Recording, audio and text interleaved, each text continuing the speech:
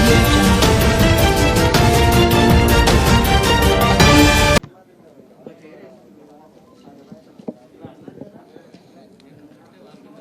Good evening,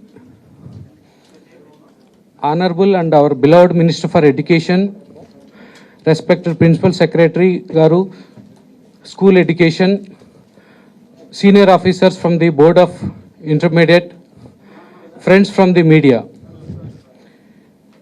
In a short while, our Honorable Minister for Education will be releasing the results of Intermediate Public Examination March 2020. Before that, I'll take a couple of minutes just to share a few facts about this examination. More than 10.64 lakh students appear for this examination with 1411 centers across the state from the 4th of March to 23rd March of this year, and the last examination could not be conducted because of the COVID lockdown, and it was rescheduled on 3rd of this month and conducted on the by taking all COVID protocols. In fact, in this year we have introduced many student-friendly measures for the benefit of the students. We have a noteworthy among being, we issued the hall tickets without the signature of the principal with quick response code, so that the students can directly download the hall tickets from the internet and walk into the examination center. Similarly, we also introduced Know Your Seat in the examination center. It is like you book a ticket in a movie theater, you know the plan. Similarly, our students taking the examination also will know the plan of the examination hall. This may be the one first maybe in the country. Further, we also introduced CC cameras in our all examination centers and live streamed that to the board office and monitor this. All these has ensured the fairness in the examination. In fact, we have started our valuation process in 19 March itself, but due to the COVID lockdown, they were kept under suspended animation, and with the active support and guidance of our Honorable Minister Garu and Principal Secretary Garu, we could resume the spot valuation on the 11th May of this year, and we have decentralized 13 centers to almost 46 centers. We have gone to divisional and subdivision levels also. We faced a lot of challenges. Still, our officers rise to the occasion, and we are before you with the results. And we also delayed by the 2 months in declaring these results. So the situations are not in our control. Second thing, the last one is that I have one announcement to make, that the Board of Intermediate will not sanction the advertisement of these results. Nobody can display these results with the photographs, marks and grades, either in print or electronic media. We proscribe such activities, so request the management from desist from that activities. So I take this opportunity to thank Honorable Minister Garu for guidance and valuable support, sir. Without your support, we could not have done this one. Our Principal Secretary Garu also has done a lot of support in this one, so that we could release these results. Before Honorable Minister Garu declare the results, I request the Principal Secretary Garu to say a few words. Thanks. అందరికీ నమస్కారం. గౌరవ మంత్రివర్యులకు, మన secretary and secretary of the board of intermediate education, senior officers from the board, friends from the media. ఇప్పుడే commissioner గారు చెప్పినట్టు today is a golden day for the state of AP. I think ఈ senior secondary exam results if I'm not mistaken, first in the country we are announcing.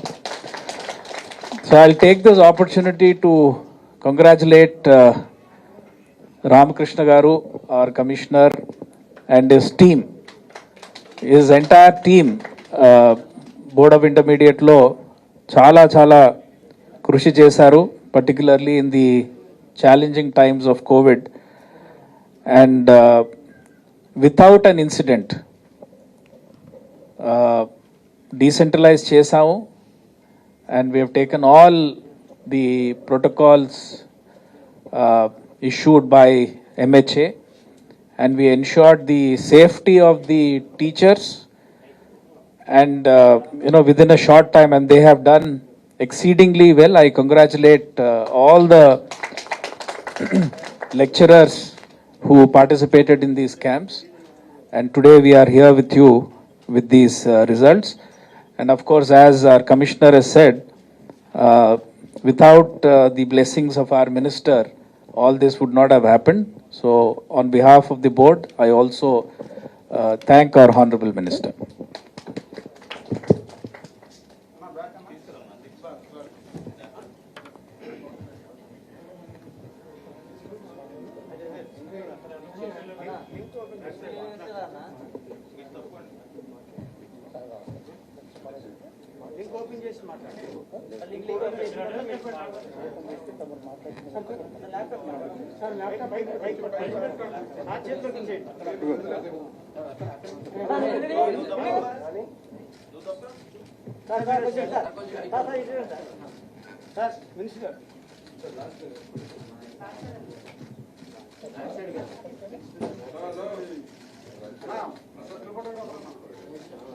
Okay.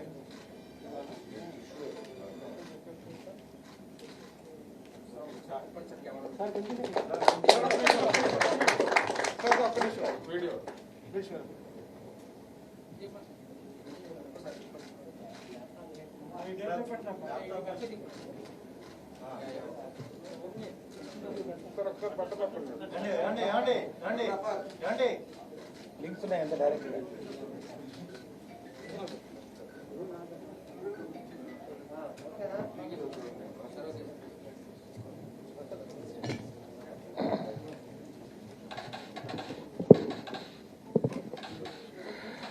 అందరికీ నమస్కారం.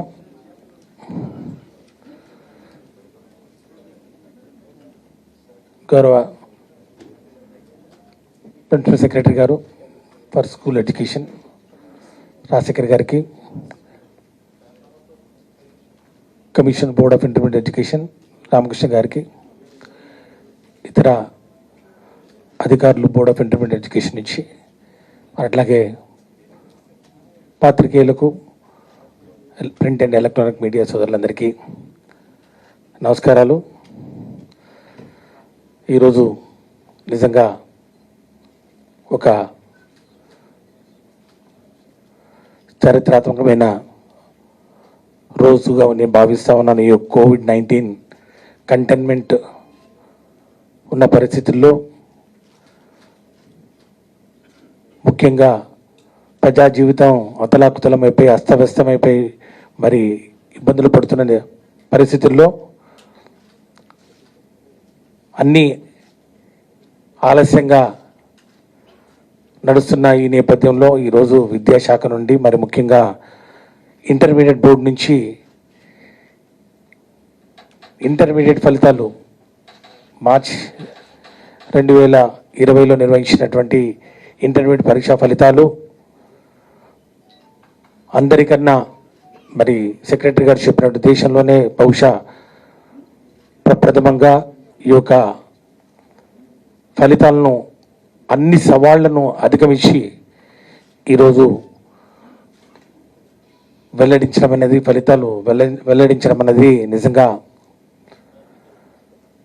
రాష్ట్ర ప్రభుత్వం మరి ముఖ్యంగా గౌరవ ముఖ్యమంత్రి వర్యులు శ్రీ వైఎస్ జగన్మోహన్ రెడ్డి గారి నాయకత్వంలో ఏ విధంగా ఈ కోవిడ్ మహమ్మారిని నియంత్రించి దేశంలోనే ఆదర్శంగా నిలిచినటువంటి పరిస్థితుల్లో వారి మార్గదర్శకంలో వారి అడుగులో వారు చూపించినటువంటి మార్గంలో నడుచుకుంటూ వారు ఇచ్చినటువంటి ధైర్యంతో ఒక ఆత్మస్థైర్యంతో ఈరోజు విద్యాశాఖలోని అందరు అధికారులు సమష్టిగా పనిచేసి ఈరోజు ఈ యొక్క ఫలితాలను వెల్లడించడం జరిగిందని చెప్పి కూడా తెలియజేసుకుంటా ఉన్నాం. నిజంగా వాస్తవానికి వస్తే ఈ యొక్క ప్రయాణంలో అనేక సవాళ్ళను ఎదుర్కోవడం జరిగింది. పరీక్షలు అయితే నిర్వహించుకోవడం జరిగింది. ఇందాక కమిషనర్ గారు చెప్పినట్లు సుమారు 10,64,000 మంది విద్యార్థులు పరీక్ష రాయడం, 60 లక్షల పేపర్లు మరి దాన్ని వాల్యూ చేయాల్సిన పరిస్థితి. మరి వాల్యుయేషన్ మొదలుపెట్టిన వెంటనే మనకు లాక్డౌన్ రావడం, ముఖ్యంగా 19 మార్చిన వాల్యుయేషన్ మొదలు పెడితే 23వ తారీఖున మనకు లాక్డౌన్ మరి ప్రకటించడం జరిగింది కేంద్ర ప్రభుత్వం. అంటే పట్టుమని 4 రోజులు కూడా నడవకముందే లాక్డౌన్. ఇక ఎప్పుడు మరి నార్మల్ లైఫ్కు వస్తుందా అనేది మరి ఇట్ ఈస్ ఎనీబడీస్ గెస్. ఇలాంటి పరిస్థితుల్లో తిరిగి మళ్ళా లాక్డౌన్ 11వ తారీఖున మళ్ళా కమెంట్స్ అయిన పరిస్థితి మనం చూసాం. మరి ఆ రోజు నుంచి మరి లాక్డౌన్ తర్వాత ఈ యొక్క వాల్యుయేషన్ను స్టార్ట్ చేసుకోవడం జరిగింది. సుమారు 25 రోజుల పాటు, అంటే 11 మే నుంచి 6 జూన్ వరకు 25 రోజులు, లాక్డౌన్ ముందు ఒక 4 రోజులు, అంటే సుమారు ఒక నెల రోజుల పాటు ఈ యొక్క కార్యక్రమాన్ని ఎలాంటి ఇబ్బందులు లేకుండా నిర్వహించాల్సిన మరి పరిస్థితుల్లో 100% అనుకున్న ప్రకారం ఈ యొక్క స్పాట్ వాల్యుయేషన్ కూడా నిర్వహించుకోవడం జరిగింది.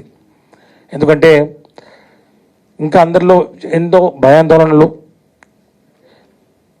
ఎన్నో అనుమానాలు, ఈ యొక్క మహమ్మారి ఏ విధంగా ప్రబలిపోతుందో మనం చూస్తూ ఉన్నాం. దీన్ని కట్టడి చేయడం, దీనికి ఒక పద్ధతి అంటూ లేకుండా పోయిన పరిస్థితుల్లో ఒక ప్రోటోకాల్ చేస్తూ జోన్ల వారీగా వీటిని విభజన చేస్తూ టెస్టులను పెంచుతూ పూర్తిగా ఈ యొక్క COVID-19 వైరస్ను మరి నియంత్రణలోకి తీసుకొస్తూ ముఖ్యమంత్రి గారు మరి ఇచ్చినటువంటి ఆ నాయకత్వం చూపించినటువంటి ఆ మార్గం నిజంగా దేశానికే ఆదర్శం అని చెప్పి కూడా ఈ సందర్భంగా సవినీయంగా మనవి చేసుకుంటూ అదే మార్గంలో ఈ యొక్క స్పాట్ వాల్యుయేషన్ కూడా నిర్వహించుకోవడం జరిగింది.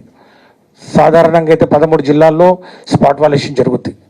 కానీ చాలా చోట్ల లాక్డౌన్ ఉన్న పరిస్థితుల్లో, బయటికి రాని పరిస్థితుల్లో, మరి ముఖ్యంగా ఈ స్పాట్ వాల్యుయేషన్ చేసినటువంటి ఎగ్జామినర్స్కు ఇబ్బంది కలుగుతున్న పరిస్థితుల్లో సెంటర్స్ పెంచాల్సిన పరిస్థితి ఏర్పడింది.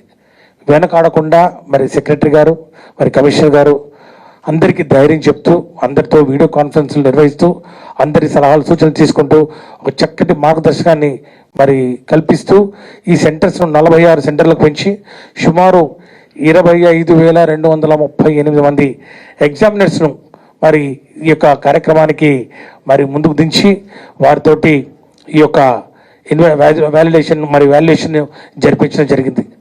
అన్ని కార్యక్రమాలు ముఖ్యంగా SOPని ఒక తయారు చేసుకోవడం జరిగింది.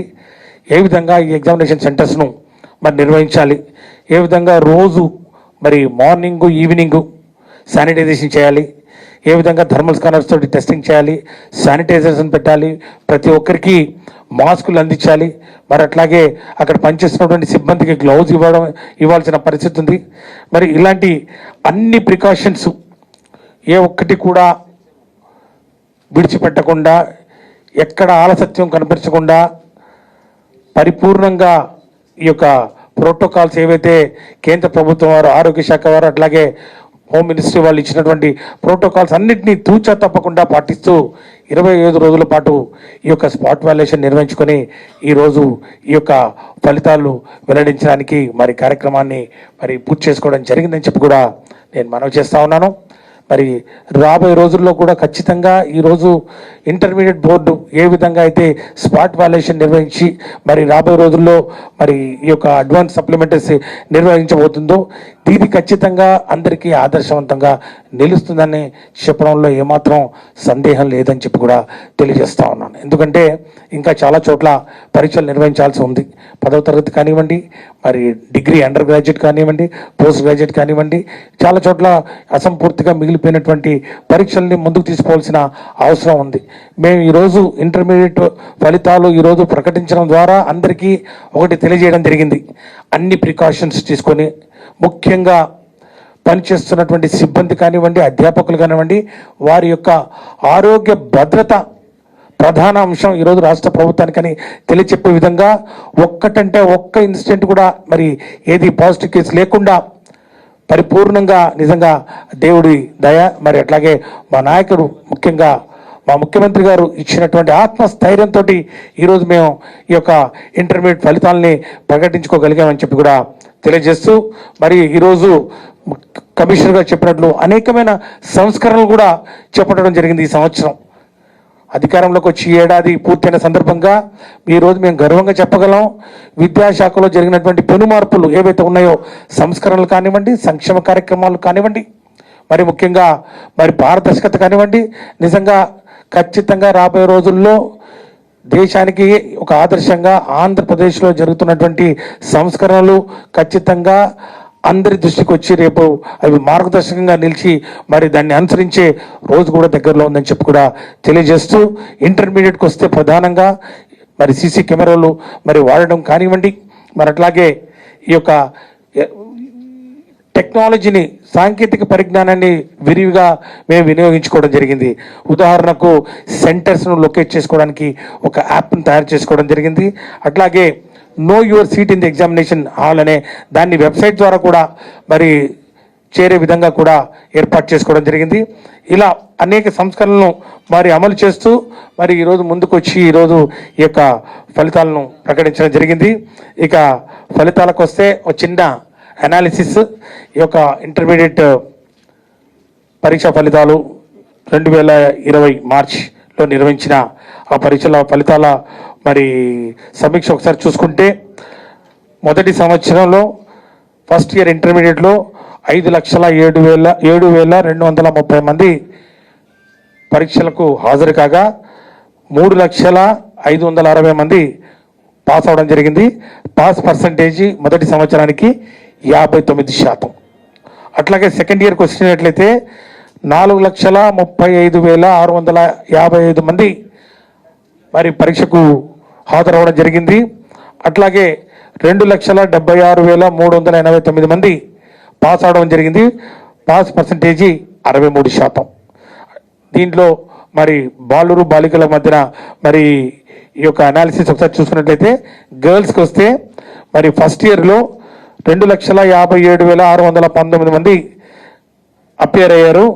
1,64,365 మంది పాస్ అవ్వడం జరిగింది. Pass percentage 64%. ఇది బాలుర కన్నా బాలికలు అత్యధికం. ఎందుకంటే బాలురకు వస్తే ఫస్ట్ ఇయర్లో అపియర్డ్ 2,49,611, పాస్డ్ 1,36,195 మంది. Pass percentage 55%. సో మొదటి సంవత్సరం బాలురు 50% మంది పాస్ అవుతే గర్ల్స్ 64%, అంటే 64% పాస్ అవడం జరిగింది. సెకండ్ ఇయర్కి వస్తే గర్ల్స్ 2,22,798, 2,22,798 మంది అపియర్ కాగా 1,49,010 మంది పాస్ అవడం జరిగింది. Pass percentage 67%. అట్లాగే బాలురకు వస్తే బాలురు 2,12,857 మంది అపియర్ అవ్వడం జరిగింది. పాస్ అయిన వాళ్ళు 1,27,379 మంది. Pass percentage 60%. ఇక జిల్లాల వారీగా పాస్ పర్సంటేజీ ఒకసారి విశ్లేషించుకుంటే, top 3 districts: Krishna first year 70%, second year రిజల్ట్స్లో 70% మరి సాధించి మొదటి స్థానంలో ఉంది. అట్లాగే వెస్ట్ గోదావరి అండ్ గుంటూరు మొదటి సంవత్సరం 65% పాస్ పర్సంటేజెస్ తోటి రెండో స్థానంలో ఉండగా, సెకండ్ ఇయర్లో వెస్ట్ గోదావరి 71% తోటి రెండో స్థానంలో ఉంది. ఇక విశాఖపట్నం 63% పాస్ పర్సంటేజ్తో ఫస్ట్ ఇయర్లో మూడో స్థానంలో ఉంది. అట్లాగే నెల్లూరు జిల్లా ఎస్పీఎస్ఆర్ నెల్లూరు అండ్ విశాఖపట్నం 68% తోటి సెకండ్ ఇయర్లో మూడో స్థానంలో ఉందని చెప్పి కూడా తెలియజేస్తా ఉన్నాం. ఇక ప్రభుత్వ పాఠశాలల్లో పాస్ పర్సంటేజ్ చూస్తే విజయనగరం మొదటి స్థానంలో, ఫస్ట్ ఇయర్ అండ్ సెకండ్ ఇయర్లో రెండు మరి 2 ఇయర్స్లో కూడా విజయనగరం ప్రభుత్వ పాఠశాలలో హైయెస్ట్ పాస్ పర్సంటేజ్గా మొదటి స్థానంలో ఉంటే వెస్ట్ గోదావరి రెండవ స్థానంలో ఉంది. మొదటి సంవత్సరం రెండవ సంవత్సరం రెండు కలిపి. అట్లాగే మొదటి సంవత్సరంలో శ్రీకాకుళం కూడా మరి వెస్ట్ గోదావరితో పోటీ పడుతూ రెండవ స్థానంలో ఉంది. ఇక మూడో స్థానంలో కృష్ణ మొదటి ఫస్ట్ ఇయర్ రిజల్ట్లో మూడో స్థానంలో ఉంది. మరి చిత్తూరు సెకండ్ ఇయర్ రిజల్ట్స్లో మూడో స్థానంలో ఉందని చెప్పి తెలియజేస్తా ఉన్నాం. ఈ రిజల్ట్స్ కూడా ఈసారి సీడీ మనం ఇవ్వట్లేదు. సీడీకి బదులుగా ఈ మెమోస్ ఏవైతే ఉన్నాయో ఈ మెమోస్ కూడా వెబ్సైట్లో పెట్టడం జరిగింది. సుమారు 17 వెబ్సైట్స్ను మరి ఈరోజు గుర్తించి వాటికి లింక్ను కూడా ఇవ్వడం జరిగింది. ఆ వెబ్సైట్ లిస్ట్ కూడా మీరు స్క్రీన్ మీద చూడొచ్చు. ఆ స్క్రీన్ మీద ప్రధానంగా ఫస్ట్ ఇయర్ రిజల్ట్స్ మాత్రం వాటికి సంబంధించి సబ్జెక్టు వారీగా మార్కులు మరి ఇవ్వడం జరుగుతుంది. ఎందుకంటే ఈ సంవత్సరం నుంచి మనం గ్రేడింగ్ విధానానికి స్వస్తి పలికి మరి మార్క్స్ ఇవ్వడం ప్రారంభించడం జరిగింది కాబట్టి అది ఫస్ట్ ఇయర్కి వర్తిస్తుంది. ఇక సెకండ్ ఇయర్కి వస్తే ఇంకా ఈ గ్రేడింగ్ సిస్టమ్ కంటిన్యూ అవుతుంది. ఎందుకంటే ఫస్ట్ ఇయర్ వాళ్ళ గ్రేడింగ్ ఇచ్చారు కాబట్టి సెకండ్ ఇయర్ కూడా వాళ్ళకి గ్రేడింగ్ విధానంలో వారికి కూడా మరి రిజల్ట్స్ను మరి వెబ్సైట్లో పొందుపరచడం జరిగింది. ఈ షార్ట్ మార్క్స్ మెమో కూడా ఈరోజు వెబ్సైట్లో అప్లోడ్ చేయడం జరిగింది. 15వ తారీఖు నుంచి కూడా ఈ యొక్క మార్క్స్ మెమో విద్యార్థులందరికీ అందుబాటులో ఉంటుంది. వాళ్ళ hall ticket number plus date of birth ఈ రెండు మరి పొందుపరిస్తే ఖచ్చితంగా ఈ యొక్క సమాచారాన్ని మీరు తీసుకోగలరని చెప్పి కూడా తెలియజేసుకుంటూ మరి ఈరోజు చక్కటి మరి కార్యక్రమం చాలా శుభదినం ఈరోజు మాకు విద్యాశాఖకు. ఒక మొదటి అడ్డంకిని అధిగమించాం. ఈ కరోనా కోవిడ్-19 ఈ కంటైన్మెంట్లో ఈ రిజల్ట్స్ను రికార్డ్ టైంలో పూర్తి చేసి ఈరోజు మరి ఫలితాలను కూడా వెల్లడించడం అనేది ఈ ప్రభుత్వం వైఎస్ఆర్ కాంగ్రెస్ పార్టీ ప్రభుత్వం గౌరవ ముఖ్యమంత్రి వర్యులు శ్రీ వైఎస్ జగన్మోహన్ రెడ్డి గారి నాయకత్వంలో ఏ విధంగా మేము పనిచేస్తున్నాం అన్న దానికి ఒక మచ్చుతునక ఇది ఒక నిలువెత్తు మరి ఒక ఉదాహరణ. ప్రజల కోసం ముఖ్యంగా ఎన్ని ఆటంకాలు ఎన్ని అడ్డంకులు ఎదురైనా కూడా ప్రభుత్వం కష్టపడి పనిచేస్తే వాటిని అధిగమించి సంక్షేమానికి అభివృద్ధికి పెద్దపీట వేస్తూ ముందుకు పోతూ ఉన్న ప్రభుత్వానికి భగవంతుడు కూడా తోడవుతాడని దానికి కూడా ఇది ఒక ఉదాహరణగా భావించవచ్చు. అట్లాగే 10th క్లాస్ మరి ఈ యొక్క supplementary advance supplementary for intermediate కూడా మరి నిర్వహించుకుంటాం ఎలాంటి ఇబ్బంది లేకుండా అని చెప్పి కూడా ఒక ధీమాను వ్యక్తం చేస్తూ ఉన్నాం. ఇక గ్రీవెన్సెస్కు సంబంధించి ఏదైనా కూడా ఈ రిజల్ట్స్కు ఫలితాలకు సంబంధించి ఏదైనా ఫిర్యాదులున్నా కూడా ఒక టోల్ ఫ్రీ నంబర్ను కూడా ఏర్పాటు చేసుకోవడం జరిగింది. 24/7 ఈ టోల్ ఫ్రీ నెంబర్ అవైలబుల్గా ఉంటుంది. Kindly note that toll free number and then email ID కూడా ఒకటి ఇవ్వడం జరిగింది. అట్లాగే WhatsApp number that's only for messages. So WhatsApp number కూడా ఇవ్వడం జరిగింది. ఇక ఏదైనా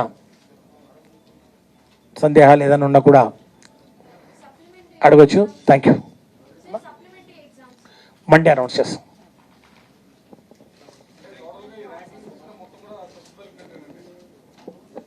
అంటే ఇక రాబోయే రోజుల్లో అబ్సల్యూట్ మార్క్స్ సబ్జెక్ట్ వారికి ఇవ్వడం జరుగుతుంది. ఆల్రెడీ ఈ సంవత్సరం ఫస్ట్ ఇయర్కి ఇవ్వడం జరిగింది. నెక్స్ట్ ఇయర్ నుంచి కంటిన్యూ అవుతుంది. అలాగే ముందుకు వెళ్తాం.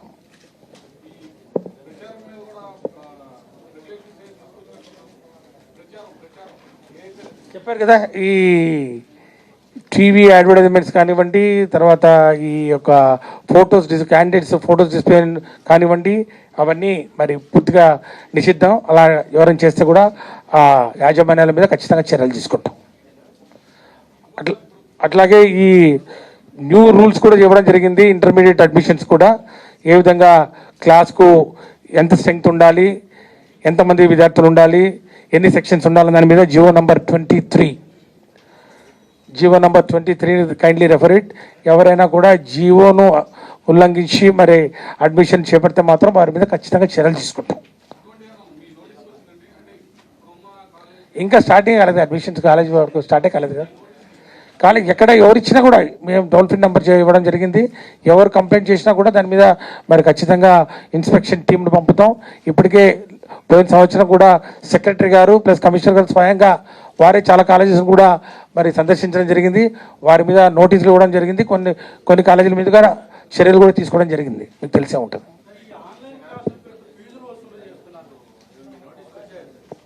ఎక్కడైతే ఎవరైతే ఈ ఫీజులు ఏవైతే ఉన్నాయో వాటి మీద వాట్సాప్ కొన్ని మెసేజ్లు వచ్చాయి. మేము మరి సెక్రటరీ గారికి కమిషనర్ గారికి కూడా ఇవ్వడం జరిగింది. మాకు చెప్తాను.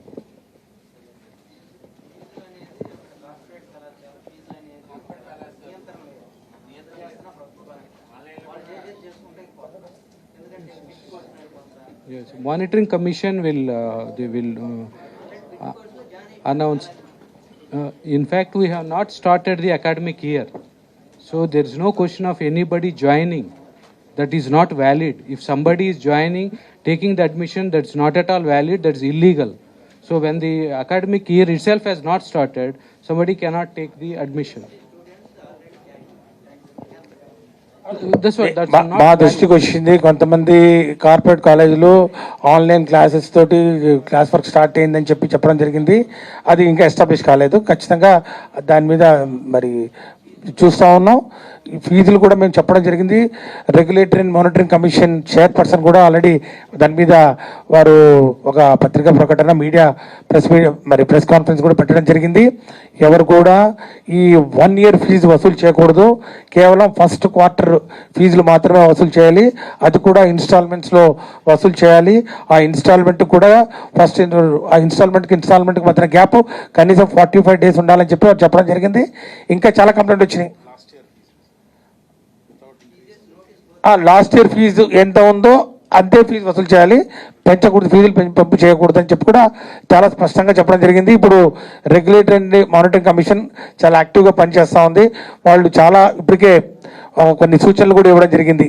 ఆ స్కూల్స్ మేనేజ్మెంట్స్ అంతా వాళ్ళ డేటా అప్లోడ్ చేయమని. ఖచ్చితంగా దాని మీద నిఘా పెడతాం. మరి దాని మీద పర్యవేక్షణ ఉంటుంది, నియంత్రణ కూడా ఖచ్చితంగా ఉంటుందని మాత్రం తెలియజేస్తాం.